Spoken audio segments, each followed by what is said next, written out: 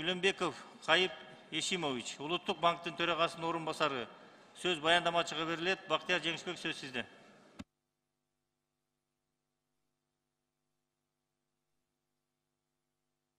Баштай бериңиз. Саламатсызбы?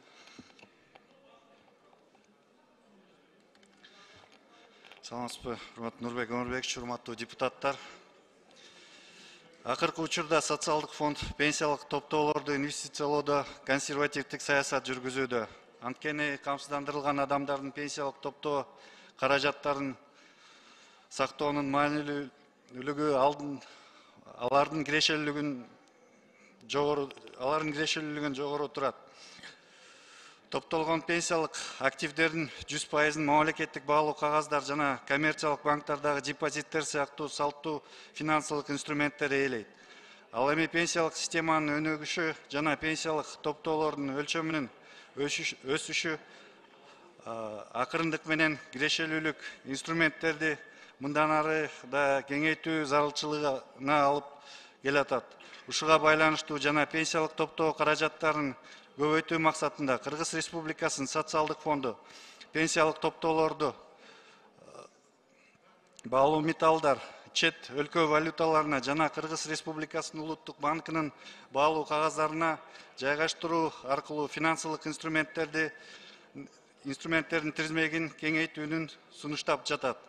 Баалуу металлдар жана чет өлкөлүк валюта пенсиялык топтоолордун инвестиция булагы катары узак мөөнөттүү болгондуктан жана алардын баасынын туруктуулугуна мындан ары да өсүшүнө байланыштуу бул активдерге жайгаштыруу максатка ылайыктуу жана натыйжалуу болот деген ишеничтебиз. Мисалга алсак, 2000-жылдары алтындын баасы орточо 300 АКШ долларды түзсө, 2023-жылы бул көрсөткүч трое унциясы үчүн 1900 АКШ долларына жетип, акыркы 20 жылда алтынга болгон баа 6,3 эсеге өсүүнү байкоого болот. Ал эми Улуттук банктын ноталары 7 күндүк, 14 күндүк, 28 күндүк дисконттук баалуу кагаздар болуп саналып, жылдык кирешеси 10%-дан 12%-га чейин жетет.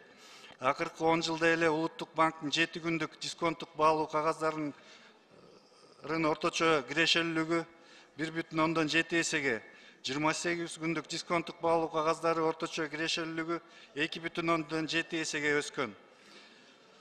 АКШ долларынын айланасындагы жагдай болсо баарыбызга белгилүү. Улуттук банктын маалыматына ылайык 2010 жылдын бүгүнкү күнгө чейин АКШ доллардын баасы 44 сомдон 87 сомго чейин жогорулап 98%-га өстү. Мындан тышкары Кыргыз Республикасынын социалдык фондуна караштуу мамлекеттик топтомо пенсиялык фондунун финансылык туруктуулугун камсыз кылуу максатында долбоор менен резервдик фонд түзүүнү маселеси да каралууда. Рахмат.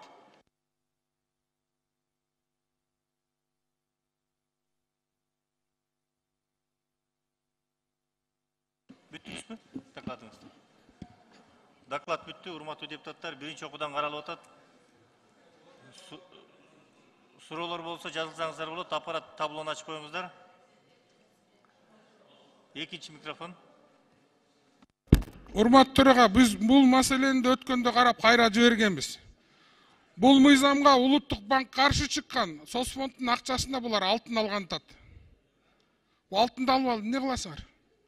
Алтындын баасы эртең өйдө болуп турат, анан пенсиянын акчасын алтын алып алып эртеңер күйүп кетсеңер кандай болот? Бир мүнөт азыр. Улуттук банктын өкүлү болгон, өткөндө Улуттук банктын өкүлү буга каршы чыккан. Алтын алганга каршыбыз деп. Эскертип коеюн. Болгон нерсени. Анан биз кайра жибергенбиз буну.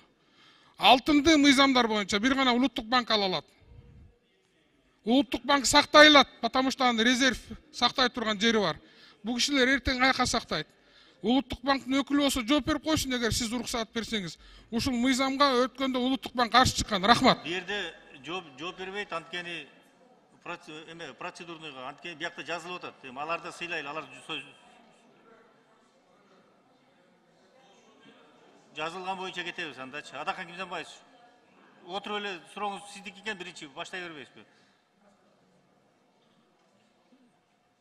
Суроо берүүчүн Мадумаров Адахан Кимсанбаевичке берилет. Рахмат, Мадумаров бүтүн Кыргызстан. Мен дагы ушуну бир колдоп, эгерде убакыт созбойлу десек, комитеттен карап, суроо сунуштар болгондон кийин аны кабыл албай койгондон кийин, болгондо дагы Улуттук банктын позициясы карама каршы келип аткандан кийин социалдык фондко жанагы жөтөлгө бечелге жөтөлдүн эмне кереги бар дегендей, социалдык фондко чет өлкөдө валютасын сатып алып же сатуу силерге эмне керек ошол? Силер эмне коммерциялык бир уюмсуңарбы?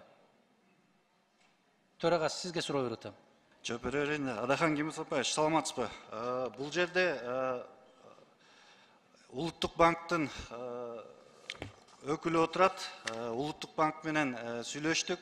Булардын эч кандай каршылыгы жок. Бүгүнкү күндө эме боюнча бул боюнча жаңы финансылык инструменттерди киргизели деп сунуш берип атабыз. Анткени бүгүнкү күндө бизде финансылык инструменттерибиз бул мамлекеттик баалуу кагаздарга гана сала алабыз, анан коммерческий банктарга гана депозитке сала алабыз да. Ошонун финансовый инструменттерди көбөйтүш керек болуп атат. Анткени мындай мисал катары келтирип кетсем, жыл сайын биздин акчабыз, топтолгон акчабыз, бул жана Балбак мырза айтып кетти, бул пенсиянын акчасы деп. Бул пенсиянын акчасы эмес. Бул мамлекеттик топтомо фонддун акчасы. Бул акча пенсияга эч кандай тиешеси жок. Бул акчаны элдин акчасы, биз бул элдин акчасын мамлекеттик баалуу кагаздарга салабыз. Ошол эле акчаны коммерциялык банктарга салабыз. Орточо жылына кирешелүүлүгү 11-11,5%. Жылдын аягында былтыр Адахан Кимсанбаевич 2 миллиард 100 миллион акчабыз калып калды, эч жака сала албай калдык. Анткени дополнительный финансовый инструменттерибиз жок. Ошондуктан биз дополнительный финансовый инструменттерди сурап атабыз. Бул жерде алтынды деп айтып, алтын сатып алып, анан баалуу эмеде валюта сатып алып, силер коммерческий банк билеңер же бөлөк учреждение билеңер деп атат. Биз бул жерде мисал катары келтирип атабыз. Акыркы мына эме боюнча эле, алтын боюнча эле келтирип атабыз. Акыркы 20 жылда алтын 6,5 эсеге өсүптүр. Мына долларды айтып атабыз. Доллар 10 жылдын ичинде 44 сом болчу, бүгүнкү күндө 87 сом болуп атат. Бул жерде биз бүгүн алып эртең сатабыз деген маселени койгон жокпуз. Биз муну узак мөөнөткө алабыз деп атабыз. Акчабыздын баарына сатып алып коюп койбойбуз мунучу. Муну ограниченияларыбыз бар. Мисалы алтынга болгон акчабыздан болгон 10% эле колдоно алабыз. Бөлөк валюталарга болгон акчабыздан 5% эле колдоно алабыз. Ошондой ограничениялар бар. Ушул практика биздин өлкөлөрдөн башка кайсы жерде бар?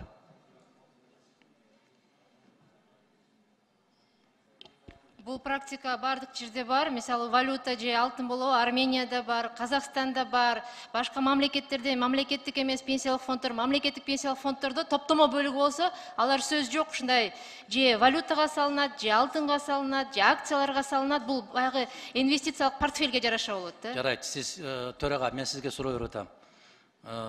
Сиз айтсаңыз, ушул социалдык фонддун каражаттары биздин республикалык бюджетте олтурабы?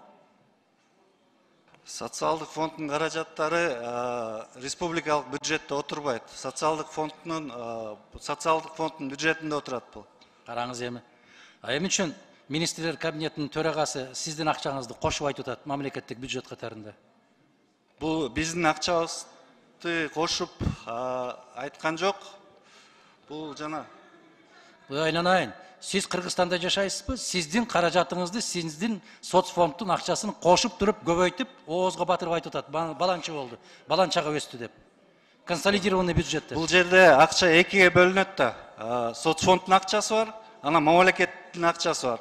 Жанагы базовый бөлүктү ошол эле военныйларга, милиция кызматкерлерине берген акчаны бул республикалык бюджеттен ассигнование берилет. Бул республикалык бюджеттин акчасы. Аны биз билебиз. Биринчи жылда отурган жокпуз бул жерде. Мына орун басарларыңыз көбүрөөк түшүнөт ошону. Адахан Кимсанбаевич, уруксат берсеңиз мен жооп берип койсом.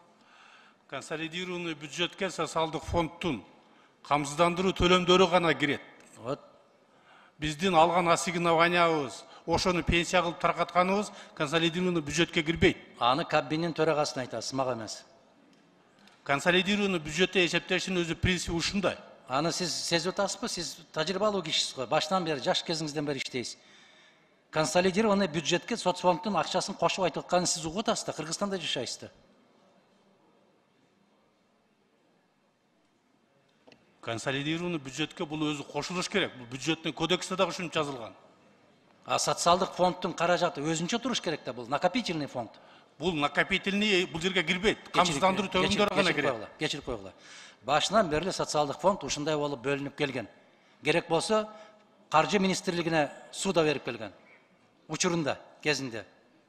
Анда сиз орун басар билеңиз. Экинчи маселеси, муну менен абайлагыла. Мына Францияда жашын 2 жашка көтөрүп коебуз деп 3 миллиондон ашык киши каршы чыгып атат Украина, Парижде. Көрүп атасыңарбы эмне болгон тополоң болуп атканын? Силер от менен ойноп атасыңар. Азыр кесиптешибиз туура айтты силер. Алтын сатып алып, эмне кыласыңар силер алтын сатып? Мына бир учурда баарыңар алтын алгыла ашык акчаңар болсо деп алып, алтын алып алып эмне болушту? Сиздердин аркаңыздарда миллиондон ашык, эртеңки 3 жылда миллионго жетет. Азыр 740 миңби пенсионерлер? Миллиондон ашык кишинин тагдыры менен ойнойсуңар силер. Чай кошулук кылабыз. Жооп берейинби Адахан Кимсанбаевич? Жооп бериңиз. Ал мыйзамды сиз азыр алып салдыңыз. Алып салдык, ошону айтып атам, эскертип атам мен. Мыйзам жөнүндө айтуунун кереги жок уже. Бул жерде бөлөк мыйзам болот, Адахан Кимсанбаевич. Дал ошондой. Ошол мыйзамга, ошол мыйзамдын аркасынан келаткан силер каражат, акча топтойбуз деп жулкунуп атасыңар. Бекеринен 2 жылга көтөрүп аткан жоксуңар да ошол мыйзамды. Рахмат, мен кесиптештерге ыраазычылык билдирем, ошол мыйзамды четке кактык. Муну дагы келечекте сиздер социалдык фонд, туруктуу фонддун акчасыны тобокелге саласыңар силер. А ким уруксат берет силерди тобокелчиликке салууга? Силер коммерциялык уюм эмессиңер. Мүмкүн эмес момундай операцияларды жүргүзүүгө. Адахан Кимсанбаевич, бул жерде эч кандай тобокелчилик жок бул жерде. Биз жалпы суммадан алтынга 10% деп атабыз. Анан көп мөөнөткө салган жатабыз. 20 жылга болобу, 15 жылга болобу. Ал тобокел эмес. Бүгүн алып эртең сатабыз деген жокпуз. Мына 30 жылда тенденцияны көрсөтүп атабыз. 30 жылда тенденция. Алтындын баасы 6,5 эсе өстү. Доллардын баасы 98% өстү. 10 жылдын ичинде. Бактияр мырза, дүйнө өзгөрүп атат. Мына караңыз. Ошол эле нефть $145 чейин чыккан. Бүгүн 87ден. Дайым эле өспөйт, түшүп турат ал. Ал ойноп турат. Ошондуктан бул тобокелчиликке барууга каршы болушубуз керек, депутаттар.